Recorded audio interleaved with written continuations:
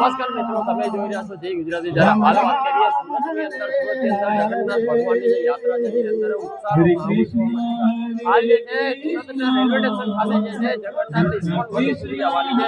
12 થી 13 કિલોમીટરની આજે યાત્રા છે તેને હાલ સજાવટની કામગીરી ચાલુ છે. આપણી સાથે જેના પૂજારી છે એમની સાથે આપણે વાત કરીશું કે કઈ રીતે યાત્રા છે. हरे कृष्णा, नमस्कार सभी सूरत प्रणाम, हरे कृष्णा। आ रात सूरत स्टेशन थी थई अने अठवा गेट जहांगीरपुरा पहुंचશે સાંજે 8:30 સુધીમાં। આજે રથ છે કેટલા મહિના પહેલા આની તૈયારી કરવામાં? રથને દર વર્ષે નવો ઓપ આપવામાં આવે છે, 2 મહિના પહેલા એનું કામ શરૂ થાય છે।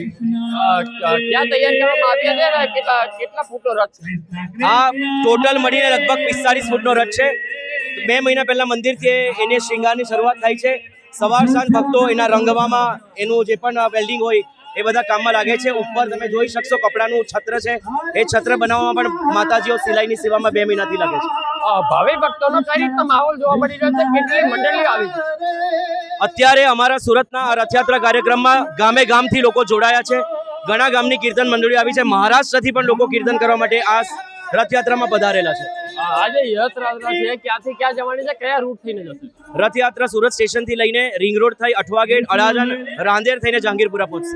કેટલા કલાકની યાત્રા છે, કેટલા કિલોમીટર? આ લગભગ 15 કિલોમીટરની આસપાસની રથયાત્રા છે અને 3 વાગે નીકળશું। સાંજે 8:30 થી 9 વાગ્યા સુધી અમે લોકો મંદિરે પહોંચશે। આગળનો રાતનો શું આયોજન? સવારે પણ મંદિરમાં લગભગ 5,500 થી 6,000 લોકોનું ભોજન હતું। આજે રથયાત્રામાં જે પણ ભક્તો ચાલશે બધાને સાંજે ભોજનની વ્યવસ્થા છે। લગભગ 30 થી 40,000 ભક્તો ભોજન કરશે। આગળની કહી શકાય તો ભાવિ ભક્તો છે, અલગ અલગ મૂર્તિઓ મૂકવામાં આવે છે જગન્નાથ મંદિર, તેને વિશે શું કહેશો? સૌથી પહેલા આકર્ષણનું કેન્દ્ર તો રથ પર શ્રી જગન્નાથ દેવ છે। જગન્નાથ, બલદેવ, સુભદ્રા ત્રણેય ભાઈ બહેન રથ પર સવાર છે। ભક્તોને દર્શન આપવા માટે મંદિરની બહાર નીકળ્યા છે અને એમની સાથે સાથે જ આગળ પર નાના નાના ટ્રેક્ટરોમાં ભગવાનની ખૂબ સુંદર સુંદર લીલાઓ છે। એ લીલાઓ એટલા માટે છે કે ભક્તોને ભગવાનની લીલાઓના દર્શન થઈને ભગવાનની લીલાઓનું સ્મરણ થાય, એમના હૃદયમાં ભક્તિ ઉત્પન્ન થાય, એ ભાવે અમે લોકોએ સુંદર ડેકોરેશન કર્યું છે। રથયાત્રા પૂરી થાય તેના પછી ભાવિ ભક્તોને કઈ રીતના દર્શન આપવામાં આવે? રથયાત્રા પૂરી થઈને મંદિરમાં જગન્નાથજી પાછા એઝ ઇટ ઇઝ બિરાજશે અને રાત્રે 10 વાગ્યા સુધી મંદિર ખુલ્લું રહેશે। મંદિર જઈને પણ ભગવાનની ભવ્ય આરતી થશે અને આરતી પછી બધા ભક્તોને જમવાની વ્યવસ્થા છે।